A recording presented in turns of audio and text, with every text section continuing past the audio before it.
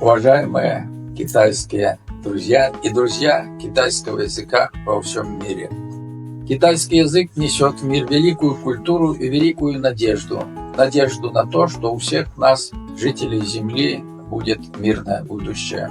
Я обращаюсь к вам с читального зала уникальной библиотеки Китая Республиканского института китаеведения имени Конфуция Белорусского государственного университета.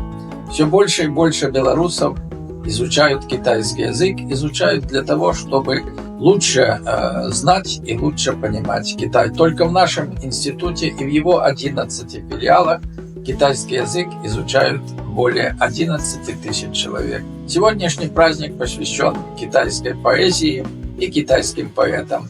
Беларусь хорошо знает многих великих китайских поэтов. Произведения многих из них переведены и изданы на белорусском языке.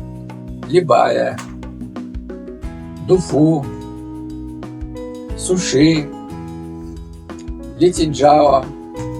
Несколько лет назад с участием сотрудников нашего института издан сборник стихов 100 китайских поэтов, антология китайской поэзии от Цюй Юаня до Го Мажо и Ай Тина. Я прочитаю одно небольшое стихотворение, мое любимое стихотворение Суши «Весенняя ночь» на белорусском языке. Золотых каштуя мноства злитков, толькі міг адзіны в час начны. У паветры кветак терпкі водар, тень прыплюснуў месяц да сцяны, а спакоя ў гэтак плавна льецца гук жалейкі і чаруе слых.